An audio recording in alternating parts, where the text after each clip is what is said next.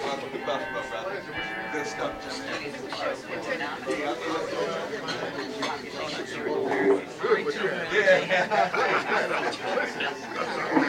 You have a book?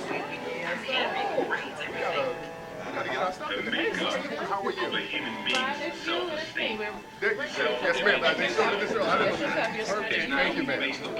What's going on, Doug? What's going on, my man? All right, all right. Suited and booted. I see you. I like this spot. Yeah, it's a nice spot, man. So we're here. We're chilling in Buffalo. We got my man Doug behind the camera. Absolutely. Yes, indeed. And we're getting busy, getting ready for the night. Absolutely. The coffee smells good in here. Oh, yeah.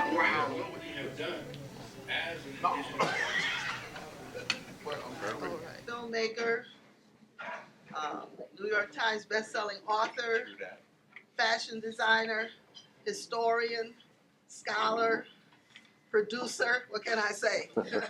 Hidden Colors 1 and 2, and he's working on Hidden Colors 3. So let's give him a good warm Buffalo welcome. So glad he's here, and we sort of had the rounds this morning, and we had a lot of fun with Reverend Frigid, right? Yes, indeed. Loved it. Loved it. And I wanted to introduce his assistant. I'm going to let his assistant's first name is Ola. Now, you have to tell us the rest of the name. It's Akin Roluyo. Akin Roluyo, yeah. His parents are from Nigeria, Yes, right? yes, ma'am. You lived in Nigeria? Yeah, when I was a kid. Okay, so welcome. Yeah, thank you. Welcome so much. Yeah, welcome. All right, brother. All right, Ola. Excuse me, what medium do you use? Do you use film? We use this camera called the Red camera that they shoot a lot of major motion pictures with. So we use a lot of their stuff. So we try to use the top of the line material to shoot, because that's another thing.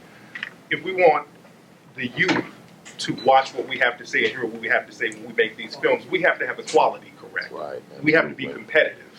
And another mistake that we make is to do something and say, okay, it's black, support it. But we want the same quality that we've been getting, so we have to be competitive. I talked to a brother named George Frazier, and he was saying that people in the Jewish community, they don't support other Jewish people just because they're Jewish.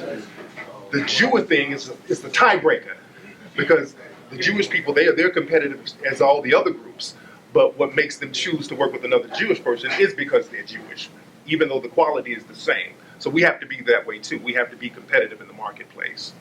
You don't look like him, but your spirit reminds me of Tyler Perry. Everybody says that. They say that. Have you hooked up with him to do a project? Not yet. I love Tyler Perry. I love that brother, and I respect what he does. He started his own studio, which I take my hat off to. And people criticize that brother unjustly.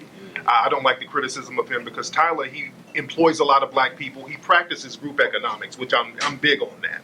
Us earning and owning our own businesses and employing our own people. So I really take my hat off to him.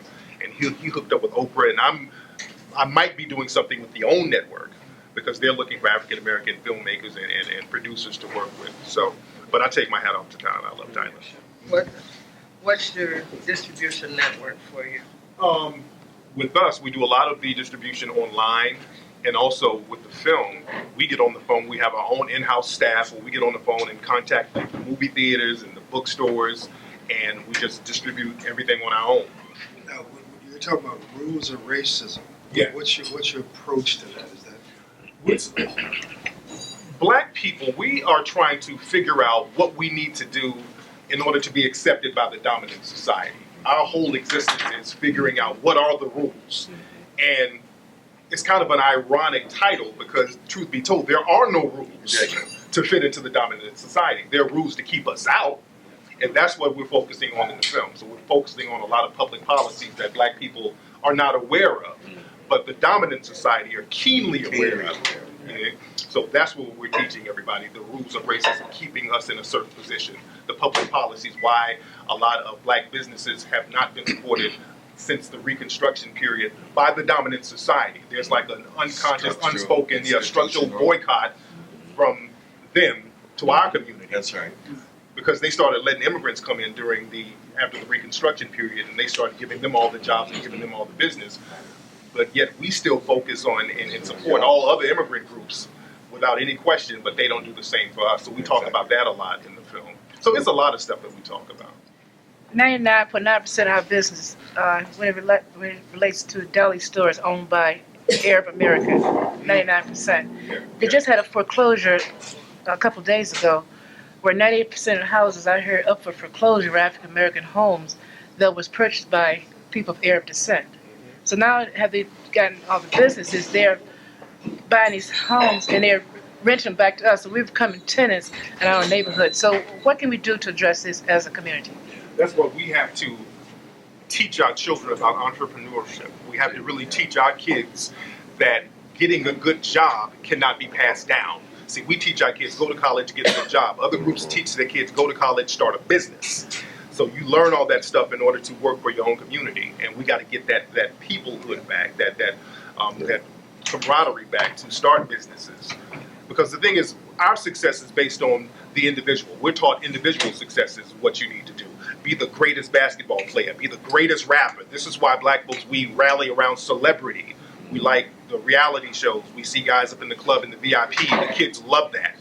But we have to look at the whole community and what we can do together as a community to put a little bit in to create a lot. Because we look to people like Oprah. We say, well, Oprah should build something for us, or Michael Jordan should build something for us.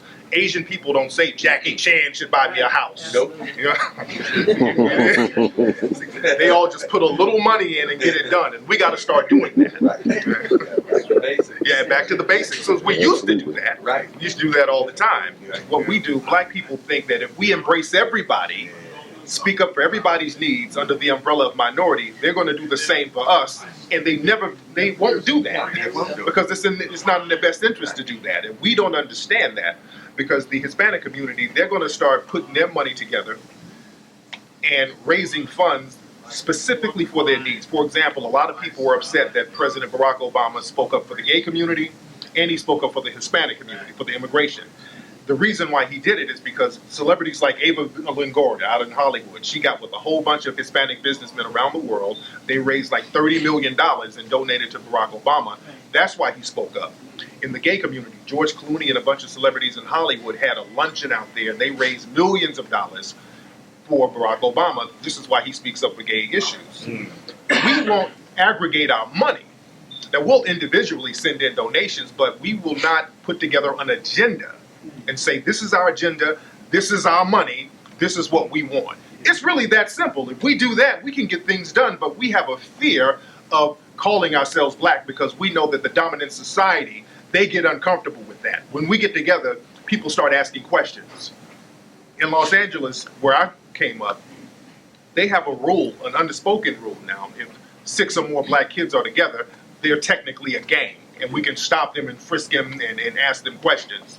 So there's this fear of the dominant society of us getting together, and we feel that fear, and our existence is all about not making them uncomfortable, and we have to get over that. Right. And same thing as Kwanzaa. We celebrated this year, and Jared Howard just left the instrumental in Kareem, I think, too, and bring Kwanzaa here. Yes. We have a radio station here, Hate Radio we call it, who demonize Kwanzaa and talk about it in negative terms. And we, as a community, we allow them to do that. And then when time comes to the Kwanzaa meeting, we stay home because we don't want to be seen there.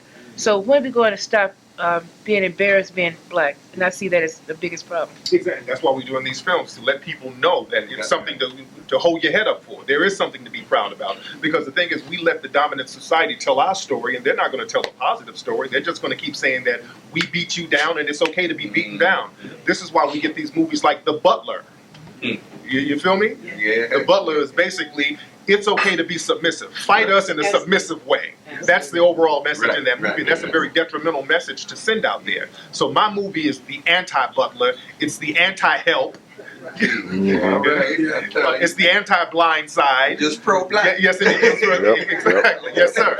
So that's why I go out of my way to teach the positive history of us.